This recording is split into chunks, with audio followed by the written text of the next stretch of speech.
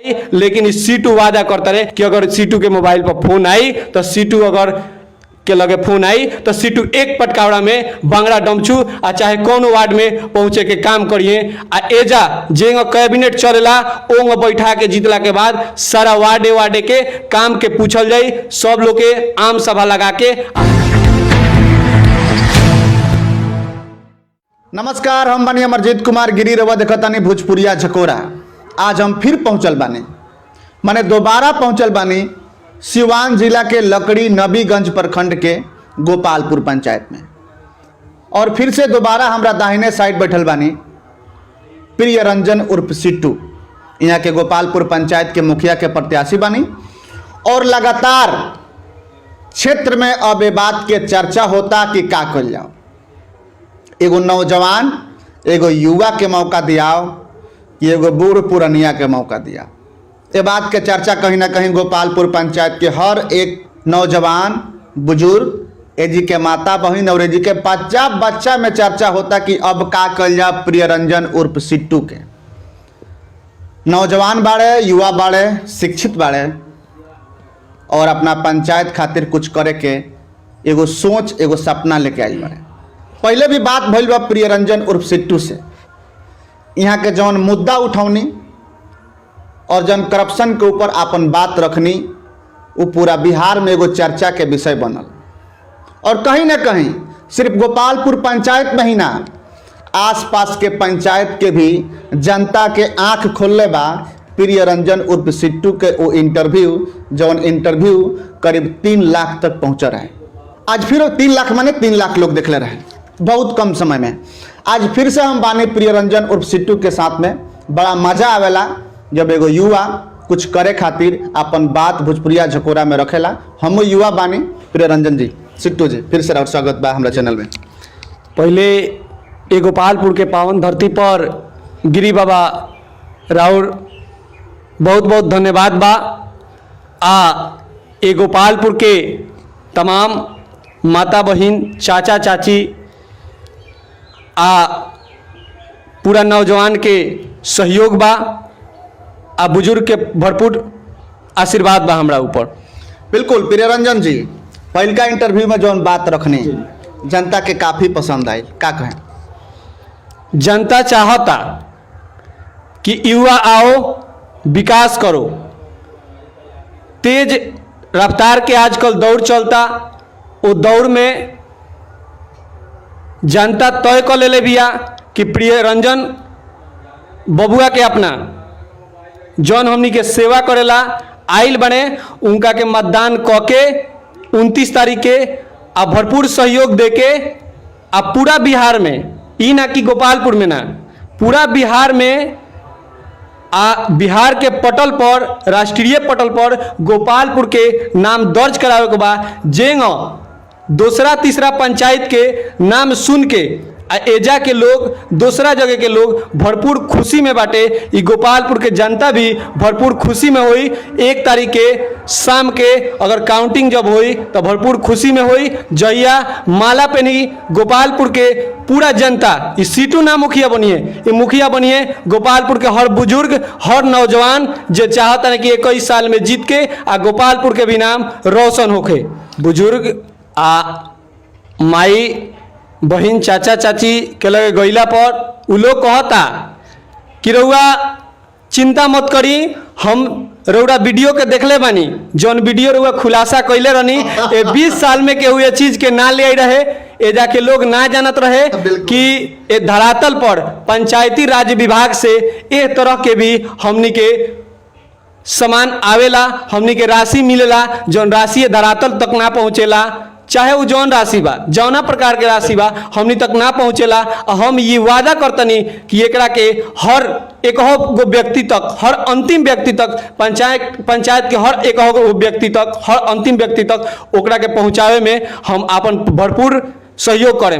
ए गोपालपुर पंचायत के ही ना, अगर अगल बगल भी पंचायत के अगर जरूरत लागल जैसे तो जरूरतमंद के वही पैसा में वही रुपया में केहू मुखिया बनेला, चाहे केहू वार्ड बनी, केहू सरपंच बनी, लेकिन वो पैसा अपना घर से ना लगावेला। वो जन पैसा लगावेला वो विभाग के जन पैसा रुपया रहेला वही में से खर्चा होला। चाहे हम जीते तो गोपालपुर पंचायत में 365 दिन के अंदर अंदर फ्री ऑफ कॉस्ट एम्बुलेंस चली, बिना पैसा के हर टोला मोहल्ला में शिक्षा दियाई बच्चन के बिना पैसा रुपया के दवा मिली। आ स्वास्थ्य केंद्र के 365 दिन के अंदर हम दावा ठोक के कहतनी कि निर्माण हुई आ पंचायत भवन बनी। ए पंचायत के बहुत बड़ा दुर्भाग्य बा कि ए पंचायत में स्वास्थ्य के तत्काल स्वास्थ्य के कोनो व्यवस्था नहीं के। आ इतना बड़ा पंचायत बटे गोपालपुर पंचायत, कोनो छोट पंचायत नहीं के। आ चाहे एजा कोनो एगो ना एम्बुलेंस चलेला आ ना एजा एगो पंचायती भवन बटे, जौना के जिक्र हम अगला इंटरव्यू में भी पिछला इंटरव्यू में भी कैले रहनी कि पंचायत भवन नहीं के जौना के पंचायती आम के गाछी के केरा के नीचे होला। ये बात के हम ओहू बेरा कहले रहनी आ लोग ये बात के समझता, ये बुझता। अब कि भरपूर तरीका से लोग अपन मन बना लेबा कि हमरा कैमरा छाप पर ईवीएम के 9 नंबर पर बटन दबा के आ 21 साल के लड़का के पुरजोर तरीका से जिता के आ जीत पूरा बिहार में लहरावे के बा आ गोपालपुर के नाम पूरा बिहार में रोशन करे के बाटे। ऐसे लोग भी अपन मन बना ले बा। ऐसे सोचे के कौनो नहीं के गिरी बाबा, कुछ नहीं के सोचे की पुरजोर बुजुर्ग के पुरजोर सहयोग बा आ युवा के भरपूर मदद बा हमरा साथे। युवा पूरा ताकत के साथे खड़ा बने, युवा ही अपना घर के लोग के समझावत रहे। आ बच्चा जन बने ये पंचायत के बच्चा के मुंह पर नाम बाटे कि सीटू भैया के वोट दिया आ बुजुर्ग के बाटे कि सीटू बबुआ के वोट दिया। अगर ये पंचायत के माई हमरा के बेटा समान बुझ के अगर एगो मतदान आशीर्वाद के रूप में करी तो हम उनका के अपन माई समझ के आ भरपूर सहयोग पूरा जिंदगी लगा दे हम वो चाहे किडनी देवे के पड़ो चाहे फेफड़ा देवे के पड़ो, लेकिन गोपालपुर के विकास खातिर एको को काम ना छोड़ेम, एको को कर्म ना छोड़ेम, पूरा भरपूर अपन मेहनत करेम। आ जनता एकरा के तय करी कि कहाँ विकास करे के बा। जौन विकास के रुपया आई उस जनता के बीच में रखाई कि ये पैसा के कहाँ लगावे के बा, ये पैसा के कहाँ खर्च करे के बा, ये पैसा के कौना मद में लगावे के बा, कौना मद में खर्चा करे के बा। जनता जहाँ कही आम सभा बैठी, हम निश्चित तौर से हमारे प्रचार के गाड़ी में भी हम कहतनी कि 365 दिन में अगर ना हुई तो हम तत्काल प्रभाव से अपन मुखिया के पद छोड़ देम। आई गोपालपुर के हर बच्चा सुन ले बड़े और बच्चा जान ले बड़े आ परिवर्तन हुई, निश्चित तौर पर परिवर्तन हुई। आ गोपालपुर से ऐसा झंडा लहरी कि कैमरा के फोटो हर जगह वायरल हुई। रौड़ा भी आ छाप भी बढ़िया मिल गई। जेंग खबर वायरल भइल वही छाप भी विभाग से अलर्ट हो गई भगवान के कृपा से आ बुजुर्ग के आशीर्वाद से। कैमरा छाप कि ये फोटो के केहू तनी सा कुछ कैलक तो फोटो खिंचाई आ फोटो वायरल हुई। चाहे वो विभागीय अगर कोनो विभाग भी हमरा मुखिया रहत समय में अगर विभाग भी कोनो प्रकार के रिश्वत आ धोखाधड़ी वाला कोनो गरीब आ मजदूर आ असहाय के संगे काम करी तो यही कैमरा से फोटो खिंचाई आ फोटो खींच के वायरल हुई। हम चुप ना बैठे, एक गरीब जनता के लड़ाई खातिर संपूर्ण खून पसीना लगा देम हम। लेकिन जनता के हम इहो कहतनी कि गोपालपुर के जे तुल जनता के जेंगा 20 साल से मुखिया जी के घर दौड़ेला अपन कागज के लेके अपना काम के लेके, तो ऊ मुखियाई आज के बाद गोपालपुर में बंद हुई आ होम डिलीवरी के मुखियाई चालू हुई। हम घर घर लोग के जाके आ मुखिया बनला के बाद घर घर योजना के पहुँचाएम आ घरे घरे काम करेम। जेंग आज स्विगी के खाना फोन करते के साथ घरे पहुँचता होम डिलीवरी, वही मुखिया जी फोन करते के साथ हम पहुँचे। हमरा से अगर वार्ड नंबर 10 भी दूर बटे तो हम युवा मुखिया बने तो एक पटकावड़ा में हम लगे रात बिरात 12 बजे भी फोन आई तो हमारा लगे अगर गाड़ी मोटरसाइकिल ना रही तो हम एक पटकावड़ा में गिरी बाबा हम पहुँच जाए मोजा। लेकिन अगर बुजुर्ग लोग मुखिया चुनते बुजुर्ग मुखिया चुनता तो सोची ओकरा कमर में निकले से ठंडा लगी, कही कि हम ना आएम हम ना कहीं जाएम, हमरा के रात में सूते तब परेशान मत करो। लेकिन हमरा लगे एगो फोन आई तो चाहे डमचू गाँव को चाहे बंगरा गांव हो चाहे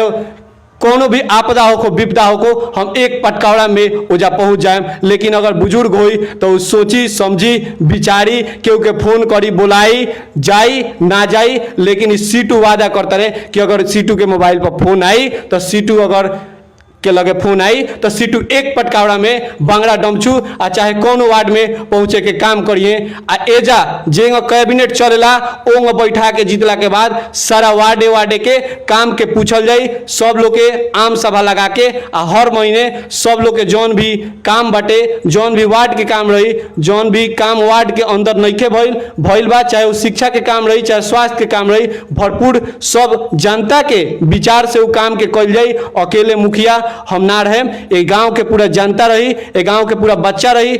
आखिरी सवाल पूछेम सिट्टू जी, परसों मतदान होके वाला बा, जी जी, अपना ग्राम पंचायत राज गोपालपुर के जनता से फिर से पहले भी रुआ निवेदन निहोरा आग्रह कैले बानी, जी जी, आज का निहोरा निवेदन आग्रह करें?